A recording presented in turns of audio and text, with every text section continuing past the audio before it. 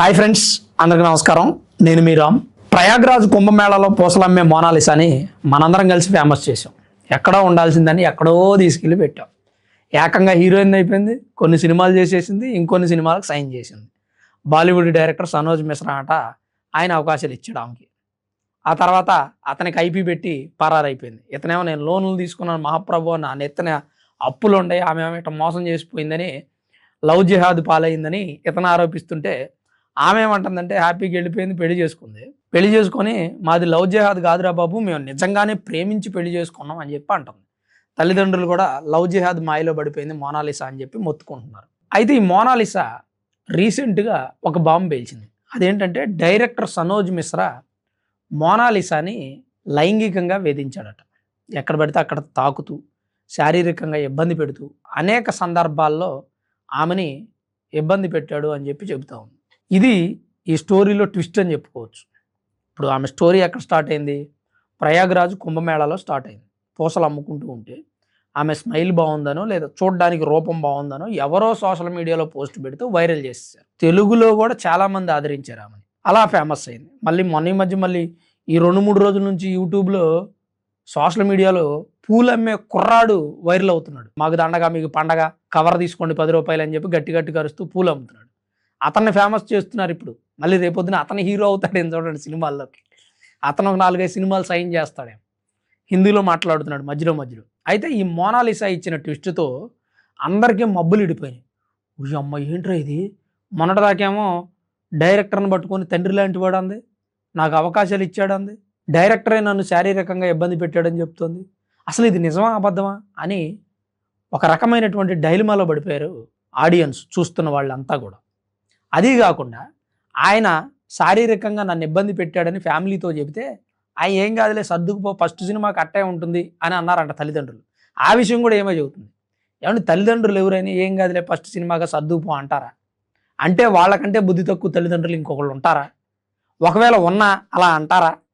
నాకు ఎందుకో ఏం మాట్లాడే మాటలు సరైనటువంటి అవగాహన లేకుండా, ముందుగా మీరు ఇవన్నీ ప్రిపేర్ అవ్వలేదా ముందుగానే అన్నట్లుగా ఏదో చెప్దాం, నా మీద లవ్ జిహాద్ అనే ఒక నిందపడింది, తల్లిదండ్రులను ఎదిరించి పెళ్లి చేసుకున్నందుకు అందరూ నన్ను వ్యతిరేకిస్తున్నారు, ఇప్పుడు యూట్యూబ్లో రీల్స్ చేసిన, సోషల్ మీడియాలో ఫేమస్ అవుదామన్నా కానీ లేదా డబ్బులు సంపాదిద్దామని వర్కౌట్ అయ్యే పని కాదు, దీనికి ఏం చేద్దాం కొత్తగా ఇంకోటి ఏదని చేస్తే బాగుండిద్దేమో అని అంటుంది.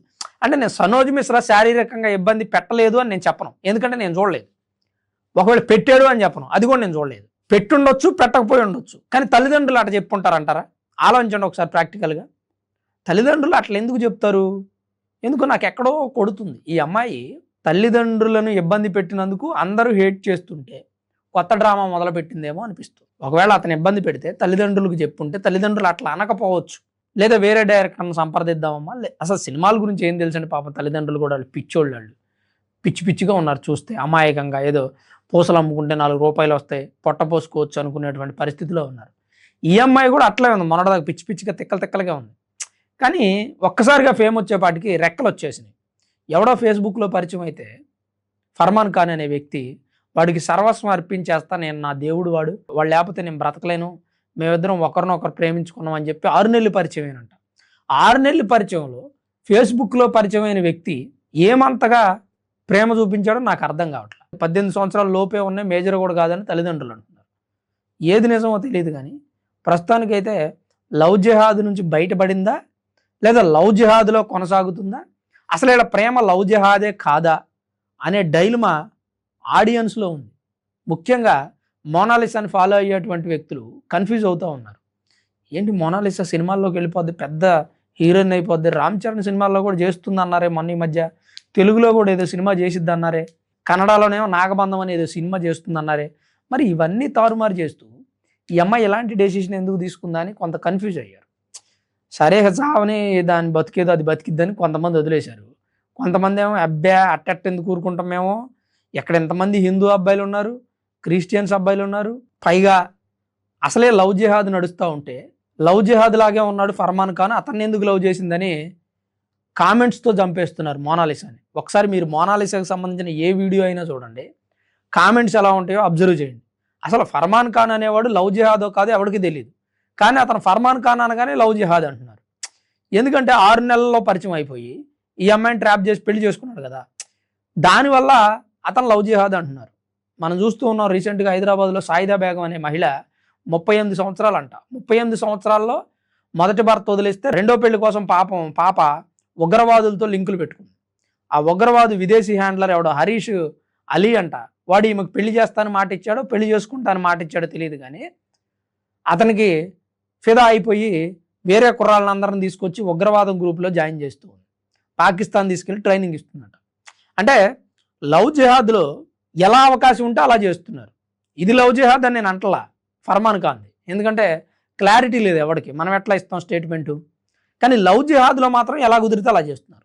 యంగ్స్టర్స్ అయితే యంగ్స్టర్స్ని లాగుతున్నారు, యంగ్ గర్ల్స్ అయితే యంగ్ గర్ల్స్ని లాగుతున్నారు, కొంచెం ఏజ్డ్ ఉమెన్స్ అయితే వాళ్ళని లాగుతున్నారు. అంటే వాళ్ళ అసమానతలు లేదా వాళ్ళ వీక్నెస్ పాయింట్ ఏదైతే ఉందో దాన్ని పట్టుకొని లాగుతున్నారు. వీళ్ళేమో వాటికి ఎడిక్ట్ అయిపోతూ ఉన్నారు.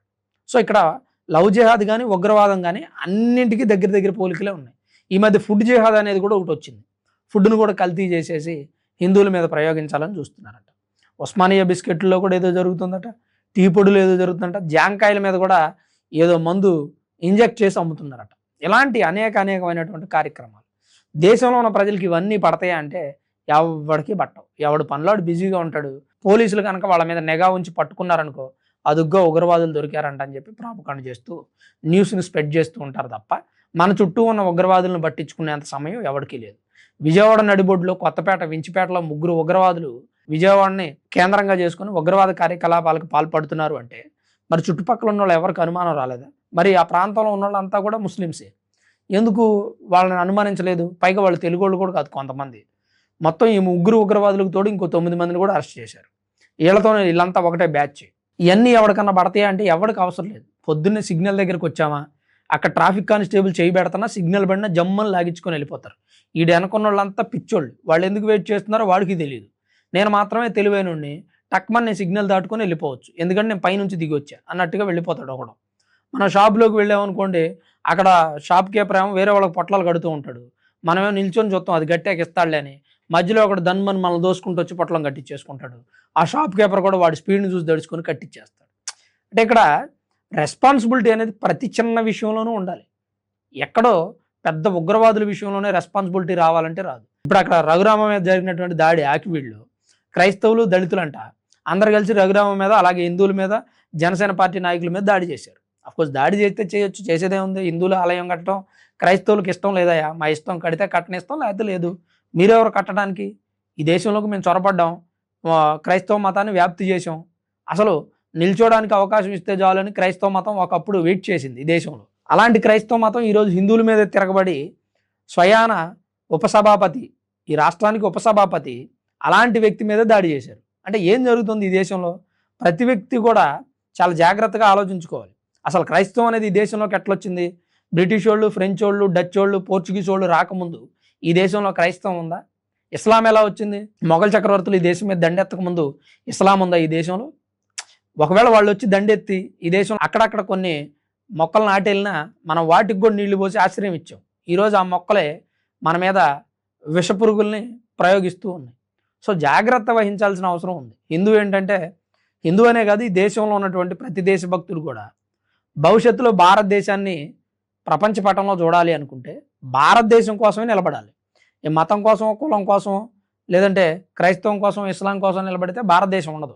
భారతదేశం ఉన్నన్ని రోజులే ఈ దేశంలో ఉన్న మతాలన్నిటికీ సేఫ్టీ. ఒకసారి భారతదేశం లేదనుకోండి, ముస్లిమ్స్కి కూడా సేఫ్టీ ఉండదు, క్రైస్తవులకు కూడా సేఫ్టీ ఉండదు. ఎందుకంటే ఇజ్రాయెల్లో క్రైస్తవులు ఉండరు, వాళ్ళకి సేఫ్టీ ఉండదు. అమెరికాలో క్రైస్తవులు ఉంటారు కానీ పూర్తిగా మతాన్ని నమ్ముకోరు, ప్రజాస్వామ్యం నడుస్తూ ఉంది. ముస్లిం దేశాల్లో ముస్లిమ్స్కి సేఫ్టీ లేదు. షియా ముస్లిం దేశాల్లో సున్ని ముస్లిమ్స్ ఉండలేరు, సున్ని ముస్లిం దేశాల్లో షియా ముస్లిమ్స్ ఉండలేరు. వీళ్ళిద్దరూ కలిసి అహ్మదీయ ముస్లిం దేశాల్లో ఉండలేరు. వీళ్ళందరూ కలిసి పాకిస్తాన్లో అసలు ఉండలేరు. ఎందుకంటే పాకిస్తాన్ ఉగ్రవాదులను తయారు చేస్తుంది. ఎవడు వాళ్ళ మాట వినకపోతే బాంబు వేసేస్తారు. అవసరమైతే మేము కూడా చచ్చినా పర్లేదని ఆత్మాహుతి దాడి కూడా చేసేస్తారు. మన దేశం మీద ఎన్నోసార్లు ఆత్మాహుతి దాడి చేశారు. మరి వాడికి చావడం అంత సరదాగా ఉందో ఏం తెలియదు, కానీ వాళ్ళు చెప్పినటువంటి మాటలకే హిప్నటైజ్ అయిపోతూ ఉన్నారు. సరదాగా వాడు 4 మాటలు చెప్తాడు అనుకుంటారు, చచ్చిపోతే అల్లా దగ్గరికి వెళ్ళిపోతారు అని. చచ్చిన తర్వాత అల్లా దగ్గరికి వెళ్తే ఏంటి, యేసు దగ్గరికి వెళ్తే ఏంటి, రాముడి దగ్గరికి వెళ్తే ఏంటి? బ్రతికుండప్పుడు లేనటువంటి సుఖాలు చచ్చిపోయిన తర్వాత ఎందుకు రాబాయ్? చచ్చిపోయిన తర్వాత రంభా ఊర్వశి మేనకతో డ్యాన్సులు చేస్తాడంట. చచ్చిపోతావా?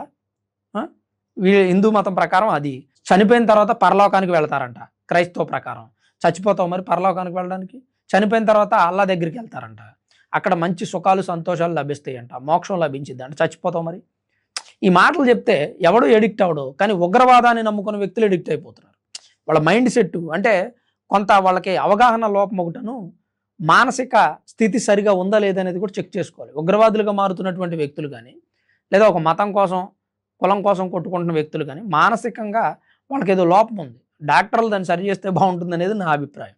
ఎలా పడితే అలా రోడ్ల మీదకి వచ్చేసి విచ్చలవిడి చేస్తున్న వ్యక్తుల్ని, లేదా నలుగురు మనుషులు రోడ్డు మీద వెళ్తుంటే వాళ్ళ కొట్టో తిట్టో కొరికో చికాకు చేసే వ్యక్తులు మాత్రమే రోగులు కాదండి. ఇట్లా ఒక మతానికో లేదంటే ఒక కులానికో, లేదా మా ఏరియాలో రామాలయం కడితే చంపేస్తామనో, చర్చి నిర్మిస్తే నరికేస్తామనో బెదిరించే వ్యక్తులు కూడా ప్రమాదకారులే. ఇప్పుడు హిందువులు రామాలయం కడితే కూల్చేస్తామని చెప్పి హిందువుల మీద దాడి చేశారు. రేపొద్దున దేశవ్యాప్తంగా ఎక్కడెక్కడ చర్చిలు ఉన్నాయో మొత్తం తీసేయండి అని హిందువులు దాడి చేస్తారు. ఇప్పుడు ఏం జరుగుతుంది? రెండు మతాల మధ్య ఘర్షణ ఇది. మీరు చర్చి కట్టినప్పుడు హిందువులు ఏం మాట్లాడాల, కామ్గా ఉన్నారు. అసలు మీరు ఈ దేశంలోకి వ్యాపిస్తుంటేనే చాప కింద నీరులాగా హిందువులు ఏం మాట్లాడాల, అది హిందువులు చేతగానితనం. మరి మీరు ఒక చర్చి కడితే ఒప్పుకోవట్లా. మరి ఎవరు గొప్పోళ్ళు ఇక్కడ? ఎవరిది అజమాయిషి అనుకోవాలి? ఎవరు మగోళ్ళు అనుకోవాలి? ఎవరు ఎలర్ట్గా ఉన్నారనుకోవాలి? ఈ దేశంలో ఒక అక్రమంగా చొరబడిన మతమే పర్మనెంట్గా ఉన్నటువంటి హిందూ మతాన్ని వ్యతిరేకిస్తుంది. హిందూ మతాన్ని ఈ దేశం నుంచి వెళ్ళగొట్టే ప్రయత్నం చేస్తుంది. మరి గొడవలు అయిపోతాయి కదా. రేపొద్దున హిందువులు కూడా, అరే మీ దళితవాడలో ఒక రామాలయాన్ని పునర్నిర్మిస్తుంటేనే మీరు వద్దన్నారే, మరి బీసీ కాలనీలో, ఓసీ కాలనీలో, ఓబీసీ కాలనీలో ప్రతి వీధిలో ఉన్న చర్చిలు తీసేయండి, తీసేయపోతే మేమే కూల్చేస్తామని హిందువులు ఎదురు తిరిగితే పరిస్థితి ఎలా ఉంటుంది? ఒకసారి జరిగేది ఆలోచించండి. భవిష్యత్తులో గొడవలకి పునాది వేస్తుంది ఎవరు? మొదట హిందువులను రెచ్చగొట్టింది ఎవరు? క్రైస్తవులు. చర్చిల్లో పెద్ద పెద్ద మైకులు పెట్టి హిందూ మతాన్ని నాశనం చేస్తాం, సనాతనాన్ని అంతం చేస్తాం, రాముడేమో భార్యను అడవులకు పంపించాడు, కృష్ణుడేమో 16,000 మంది గోపికలతో తిరిగాడు, రామాయణం అంతా రంకు, భారతం అంతా బొంకని పెద్ద పెద్ద చర్చిల్లో మైకులు పెట్టి చెప్తా ఉంటే హిందువులకు కోపం వచ్చింది. హిందువులు ఏం చేశారు? అసలు యేసు ప్రభువు లేడురా భయ్, యేసు ప్రభుని మేకులు కొడితేనే దిక్కులేదు, ఆయన రక్షించుకోలేదు, మిమ్మల్ని ఏమి రక్షిస్తాడు అని చెప్పి గొర్రెలను పిలవడం మొదలుపెట్టారు. వాళ్ళేమో వీళ్ళ బత్తాయిలు అనడం మొదలుపెట్టారు. అసలు గొడవకు ఆజ్యం పోసింది ఎవరు? క్రైస్తవులు. అట్లాంటి పరిస్థితి. ఇప్పుడు ముస్లిమ్స్ ఉన్నారు, కొంతమంది ముస్లిమ్స్ మంచిగా ఉంటారు, వేరే మతాన్ని విమర్శించరు. ఉగ్రవాదుల గురించి చెప్పట్లా నేను. ఉగ్రవాదులు అంటారు, వాళ్ళు వేరే విషయం. ఉగ్రవాదులు ఏం చేస్తారు? వాళ్ళు కూడా పబ్లిక్గా ఒక మతాన్ని విమర్శించరు, కానీ వాళ్ళు చేయాలనుకునేది అండర్ గ్రౌండ్లో వర్క్ చేసేస్తారు. క్రైస్తవులు ఏం చేస్తున్నారు? పబ్లిక్గా చేసేస్తున్నారు. పెద్దగా దగ్గర సంబంధాలు ఉన్నాయి, పెద్దగా తేడాలు ఏం లేవు, కానీ దగ్గర సంబంధాలు ఉన్నాయి. దాన్ని గమనించాల్సిన అవసరం ఉందనేది నా అభిప్రాయం. ఇప్పటి వరకు మనం మోనాలిసా విషయం మాట్లాడుకున్నాం కదా. మోనాలిసా లవ్ జిహాద్లో పడిందా లేదా అనేది ఒక ప్రశ్న అయితే, అసలు తల్లిదండ్రుల మీద ఎందుకు చేదుకాయలు వస్తుంది అనేది మరొక ప్రశ్న. మరి దీని మీద మీ అభిప్రాయం ఏంటి, మీరేమనుకుంటున్నారనేది కామెంట్ రూపంలో తప్పకుండా తెలియజేయండి. Thanks for watching this video. This is Ram signing off Sunrise studios.